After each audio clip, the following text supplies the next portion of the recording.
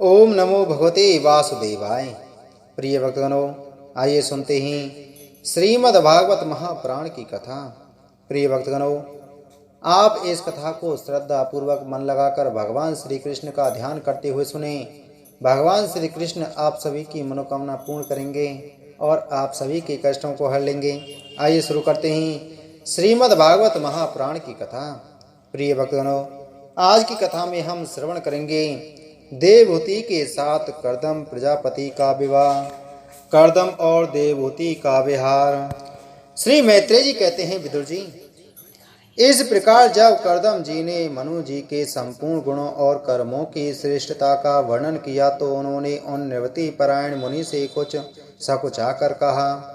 मनु जी ने कहा, मुनि, वेद मूर्ति भगवान ब्रह्मा ने अपने वेद में विग्रह की रक्षा के लिए तप विद्या और योग से संपन्न तथा विषयों में अनासक्त आप ब्राह्मणों को अपने मुख से प्रकट किया है और फिर उन सहस्त्र चरणों वाले विराट पुरुष ने आप लोगों की रक्षा के लिए ही अपनी सहस्त्रों भुजाओं से हम क्षत्रियों को उत्पन्न किया है। इस प्रकार ब्राह्मण उनके हृदय और क्षत्रिय शरीर कहलाते हैं। अतः एक ही शरीर से संबंध होने के कारण अपनी अपनी और एक दूसरे की रक्षा करने वाले उन ब्राह्मण और क्षत्रियों की वास्तव में श्री हरि ही रक्षा करते हैं, जो समस्त कार्य कारण रूप होकर भी वास्तव में निर्विकार हैं। आपके दर्शन मात्र से ही मेरे सारे संदेह दूर हो गए, क्योंकि आपने मेरी प्रशंसा के मिस से स्वयं ही प्रजा पालन की इच्छा वाले राजा के धर्मों का बड़े प्रेम से निरूपण किया है। आपका दर्शन अजितेंद्रिय पुरुषों को बहुत दुर्लभ है। मेरा बड़ा भाग्य है जो मुझे आपका दर्शन हुआ और मैं आपके चरणों की मंगलमयी रज अपने सिर पर चढ़ा सका। मेरे भाग्योदय से ही आपने मुझे राजधर्मों की शिक्षा देकर मुझ पर महान अनुग्रह किया है और मैंने भी शुभ प्रारब्ध का उदय होने से ही आपकी पवित्र वाणी कान खोलकर सुनी है। मुनि, इस कन्या के स्नेहवश मेरा चित्त बहुत चिंताग्रस्त हो रहा है, अतः मुझ दीन की यह प्रार्थना आप कृपा पूर्वक सुने। यह मेरी कन्या जो प्रिय व्रत और उत्तानपाद की बहन है, अवस्थाशील और गुण आदि में अपने योग्य पति को पाने की इच्छा रखती है। जब से इसने नारद जी के मुख से आपके शील विद्या रूप आयु और गुणों का वर्णन सुना है, तभी से यह आपको अपना पति बनाने का निश्चय कर चुकी है। द्विजवर, मैं बड़ी श्रद्धा से आपको यह कन्या समर्पित करता हूँ। आप इसे स्वीकार कीजिए। यह गृहस्थोचित कार्यों के लिए सब प्रकार आपके योग्य है।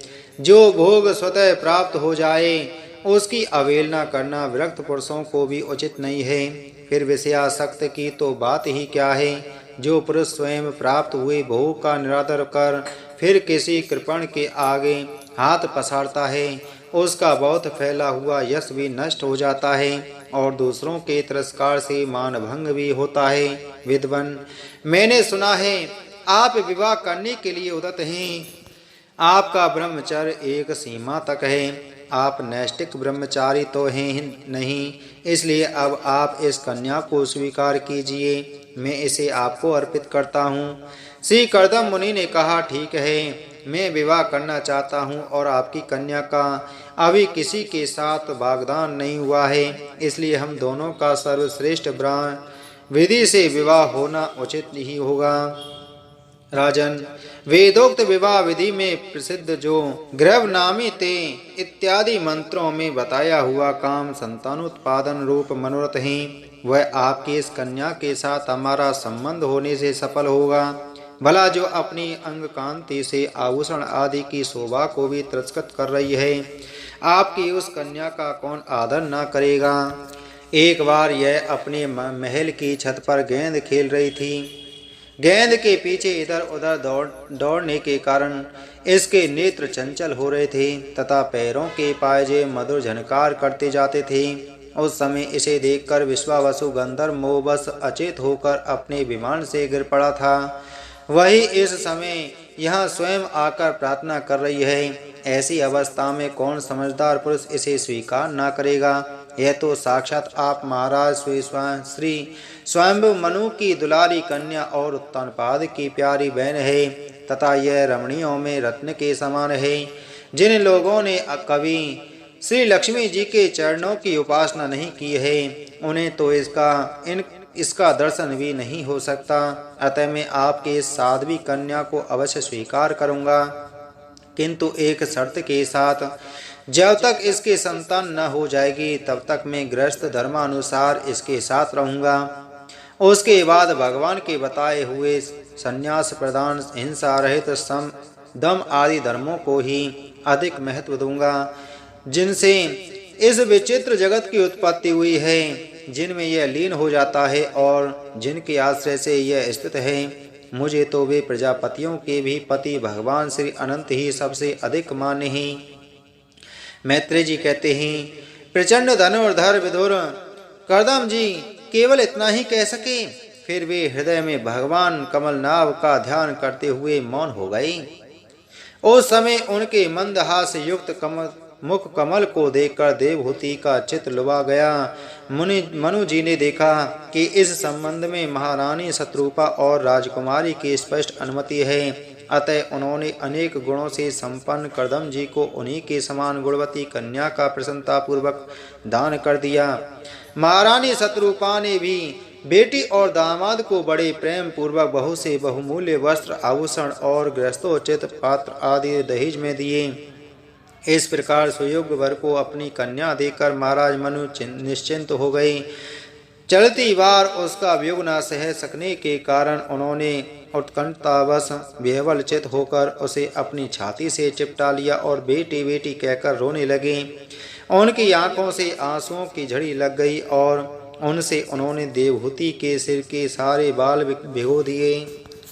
फिर वे मुनिवर कर्दम से पूछकर उनकी आज्ञा ले रानी के सहित रथ पर सवार हुए और अपने सेवकों सहित ऋषि कुलो सेवत सरस्वती नदी के दोनों तीरों पर मुनियों के आश्रमों की शोभा देखते हुए अपनी राजधानी में चले आए।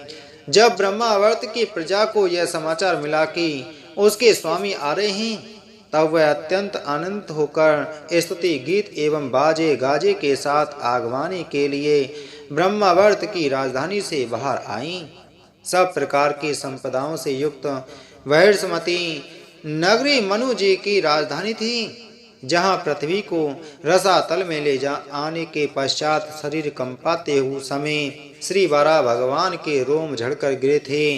वे रोम ही निरंतर हरे भरे रहने वाले कुश और काश हुए, जिनके द्वारा मुनियों ने यज्ञ में विघ्न डालने वाले दैत्यों का तिरस्कार कर भगवान यज्ञ पुरुष की यज्ञों द्वारा आराधना की है।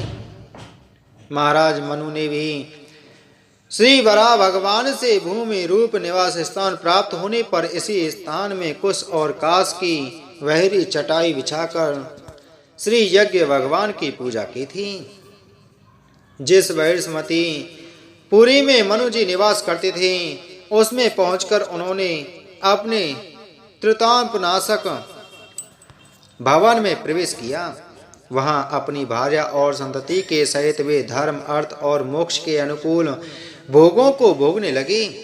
प्रातः काल होने पर गंधर्व गण अपनी स्त्रियों के सहित उनका गुणगान करते थे, किंतु मनु जी उसमें आसक्त न होकर प्रेम पूर्ण हृदय से श्रीहरि की कथाएं ही सुना करते थे। वे इच्छानुसार भोगों का निर्माण करने में कुशल थे, किंतु मननशील और भगवत परायण होने के कारण भोग उन्हें किंचित भी विचलित नहीं कर पाते थे। भगवान विष्णु की कथाओं का श्रवण, ध्यान, रचना और निरूपण करते रहने के कारण उनके मनवंतरों को व्यतीत करने वाले क्षण कभी व्यर्थ नहीं जाते थे। इस प्रकार अपनी जागृत आदि तीनों अवस्थाओं अथवा तीनों गुणों को अभिभूत करके उन्होंने भगवान वासुदेव के कथा प्रसंग में अपने मनवंतर के 71 चतुर्युग पूरे कर लिए। व्यास नंदन विदुर जी, जो पुरुष श्री हरि के आश्रित रहता है, उसे शारीरिक, मानसिक, वैदिक, मानुषिक अथवा भौतिक दुख किसी प्रकार कष्ट पहुंचा सकते हैं। मनु जी निरंतर समस्त प्राणियों के हित में लगे रहते थे। मुनियों के पूछने पर उन्होंने मनुष्यों के तथा समस्त वर्ण और आश्रमों के अनेक प्रकार के मंगलमय धर्मों का भी वर्णन किया, जो मनु संहिता के रूप में अभी उपलब्ध है। जगत के सर्वप्रथम सम्राट महाराज मनु वास्तव में कीर्तन के योग्य थे। यह मैंने उनके अद्भुत चरित्र का वर्णन किया। अब उनकी कन्या देवहूति का प्रभाव सुनो। इति श्रीमद्भागवते महापुराणे परमहंस संहिताया तृतीय स्कंदे द्वाविंशो अध्याय संपूर्णम। श्री मैत्रेय जी ने कहा, विदुर जी, माता पिता के चले जाने पर पति के अभिप्राय को समझ लेने में कुशल साध्वी देवहूति कर्दम जी की प्रतिदिन प्रेम पूर्वक सेवा करने लगी। ठीक उसी तरह जैसे श्री पार्वती जी भगवान शंकर की सेवा करती हैं, उसने काम वासना दम द्वेष लोभ पाप और मद का त्याग कर बड़ी सावधानी और लगन के साथ सेवा में तत्पर रहकर विश्वास, पवित्रता, गौरव, संयम, शुश्रूषा, प्रेम और मधुर भाषण आदि गुणों से अपने परम तेजस्वी पति देव को संतुष्ट कर लिया। देवहूति समझती थीं कि मेरे पति देव से भी बढ़कर हैं, इसलिए वह उनसे बड़ी बड़ी आशाएं रखकर उनकी सेवा में लगी रहती थी। इस प्रकार बहुत दिनों तक अपना अनुवर्तन करने वाली उस मनुपुत्री को व्रत आदि का पालन करने से दुर्बल हुई देख देवर्षि श्रेष्ठ कर्दम को दयावश कुछ खेद हुआ और उन्होंने उससे प्रेम गदगद वाणी में कहा। कर्दम जी बोले, मनुनंदिनी, तुमने मेरा बड़ा आदर किया है। मैं तुम्हारी उत्तम सेवा और परम भक्ति से बहुत संतुष्ट हूँ। सभी देहधारियों को अपना शरीर बहुत प्रिय एवं आदर की वस्तु होता है, किंतु तुमने मेरी सेवा के आगे उसके क्षीण होने की भी कोई परवाह नहीं की। अतः अपने धर्म का पालन करते रहने से मुझे तप, समाधि, उपासना और योग के द्वारा जो भय और शोक से रहित भगवत प्रसाद स्वरूप विभूतियां प्राप्त हुई हैं, उन पर मेरी सेवा के प्रभाव से अब तुम्हारा भी अधिकार हो गया है। मैं तुम्हें दिव्य दृष्टि प्रदान करता हूँ, उसके द्वारा तुम उन्हें देखो।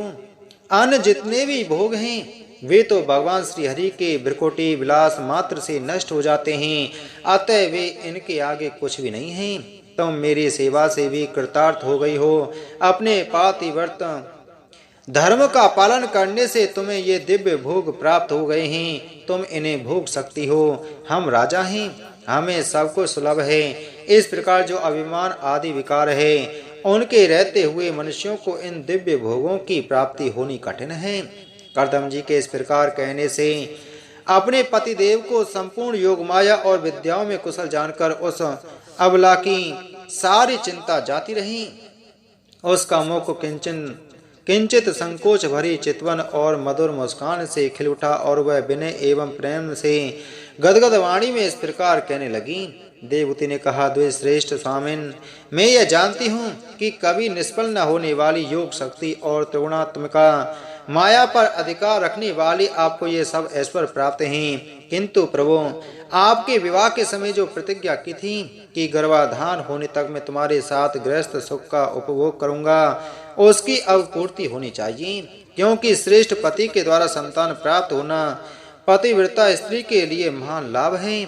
हम दोनों के समागम के लिए शास्त्र के अनुसार जो कर्तव्य हो उसका आप उपदेश दीजिए और उपटन, गंध, भोजन आदि उपयोगी सामग्रियां भी जुटा दीजिए, जिससे मिलन की इच्छा से अत्यंत दीन दुर्बल हुआ मेरा यह शरीर आपके अंग संग के योग हो जाए, क्योंकि आपकी ही बढ़ाई हुई कामदेव वेदना से मैं पीड़ित हो रही हूँ। स्वामिन, इस कार्य के लिए एक उपयुक्त भवन तैयार हो जाए, इसका भी विचार कीजिए। मैत्रेय जी कहते हैं, विदुर जी, कर्दम मुनि ने अपनी प्रिया की इच्छा पूर्ण करने के लिए उसी समय योग में स्थित होकर एक विमान रचा, जो इच्छा अनुसार सर्वत्र जा सकता था।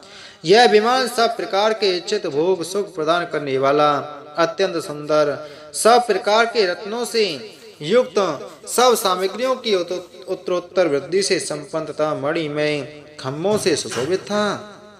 वह सभी रीतियों में सुखदायक था और उसमें जहाँ तहाँ सब प्रकार की दिव्य सामग्रियां रखी हुई थीं तथा उसे चित्र विचित्र रेशमी झंडियों और पताकाओं से खूब सजाया गया था, जिन पर भ्रमण कर्ण मधुर गुंजार कर रहे थे। ऐसे रंग बिरंगे पुष्पों की मालाओं से तथा अनेक प्रकार के सूती और रेशमी वस्त्रों से वह अत्यंत शोभायमान हो रहा था। एक के ऊपर एक बनाए हुए कमरों में अलग अलग रखी हुई सैया, पलंग, पंखे और आसनों के कारण वह बड़ा सुंदर जान पड़ता था। जहाँ तहाँ दीवारों में की हुई शिल्प रचना से उसकी अपूर्व शोभा हो रही थी। उसमें पन्ने का फर्श था और बैठने के लिए मूंगे की बेड़ियां बनाई गई थीं। मूंगे की ही देहलियां थीं। उसके द्वारों में हीरे के किवाड़ थे तथा इंद्र नील मणि के शिखरों पर सोने के कलश रखे हुए थे। उसकी हीरे की दीवारों में बढ़िया लाल जड़े हुए थे, जो ऐसे जान पड़ते थे मानो विमान की आंखें हों, तथा उसे रंग बिरंगे चंदोबे और बहुमूल्य सुनहरी बंदरवानों से सजाया गया था। उस विमानों में जहां तहां कृत्रिम हंस और कबूतर आदि पक्षी बनाए गए थे, जो बिल्कुल सजीव से मालूम पड़ते थे। उन्हें अपना सजातीय समझकर बहुत से हंस और कबूतर उनके पास बैठ बैठकर अपनी बोली बोलते थे। उसमें सुविधा अनुसार क्रीड़ा स्थली, शयन गृह, बैठक आंगन और चौक आदि बनाए गए थे, जिनके कारण वह विमान स्वयं करदम जी को भी विस्मित सा कर रहा था। ऐसे सुंदर घर को भी जब देवहूति ने बहुत प्रसन्न चित्त से नहीं देखा, तो सबके आंतरिक भाव को परख लेने वाले करदम जी ने स्वयं ही कहा, वीरू, तुम इस बिंदु सरोवर में स्नान करके विमान पर चढ़ आओ। यह विष्णु भगवान का रचा हुआ तीर्थ मनुष्यों को सभी कामनाओं की प्राप्ति कराने वाला है।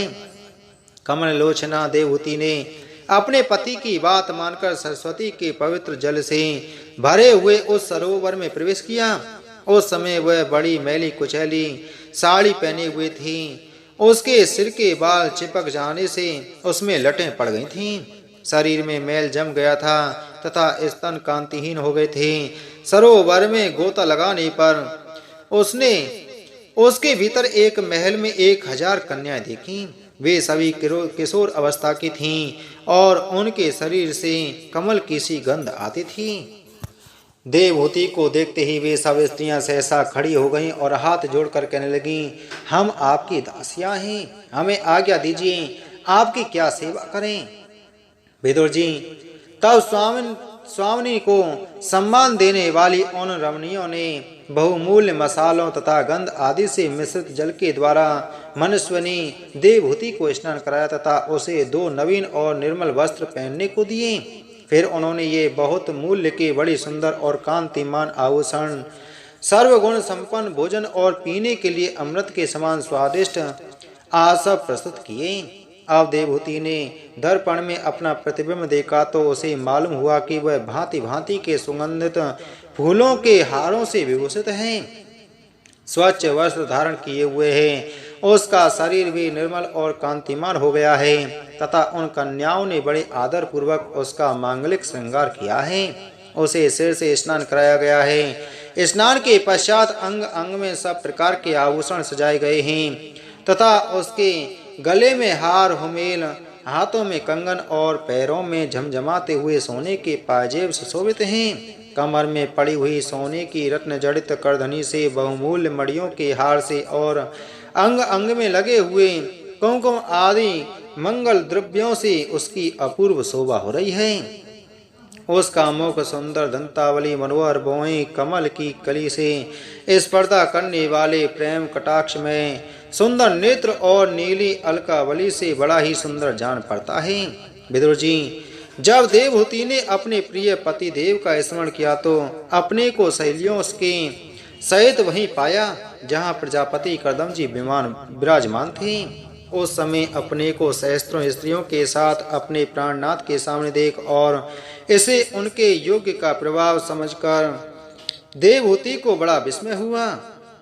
शत्रु विजयी विदुर, जब करदम जी ने देखा कि देवहूति का शरीर स्नान करने से अत्यंत निर्मल हो गया है और विवाह काल से पूर्व उसका जैसा रूप था उसी रूप को पाकर वह अपूर्व शोभा से संपन्न हो गई है।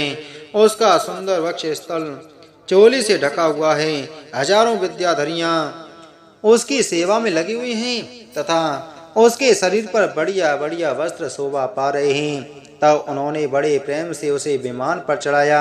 उस समय अपनी प्रिया के प्रति अनुरक्त होने पर भी करदम जी की महिमा मन और इंद्रियों पर प्रभुता कम नहीं हुई।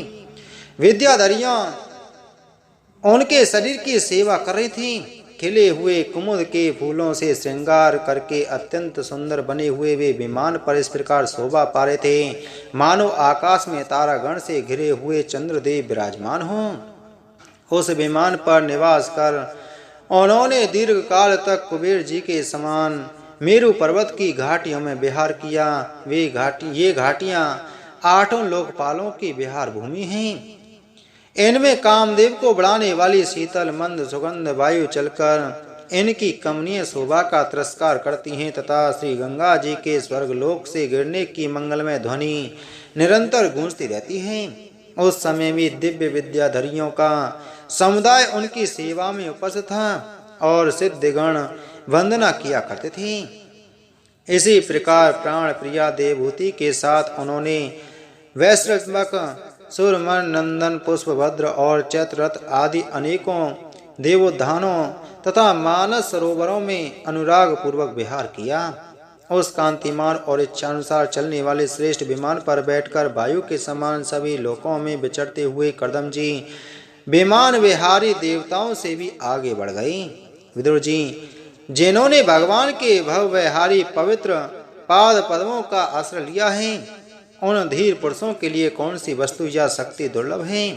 इस प्रकार महायोगी कर्दम जी, यह सारा भूमंडल जो द्वीप वर्ष आदि की विचित्र रचना के कारण बड़ा आश्चर्यमय प्रतीत होता है, अपनी प्रिया को दिखाकर अपने आश्रम को लौट आए। फिर उन्होंने अपने को 9 रूपों में विभक्त कर रति सुख के लिए अत्यंत उत्सुक मनु कुमारी देवहूति को आनंदित करते हुए उसके साथ बहुत वर्षों तक विहार किया, किंतु उनका इतना लंबा समय एक मुहूर्त के समान बीत गया। उस विमान में रति सुख को बढ़ाने वाली बड़ी सुंदर सैया का आश्रय ले अपने परम रूपवान प्रियतम के साथ रहती हुई देवहूति को इतना काल कुछ भी न जान पड़ा।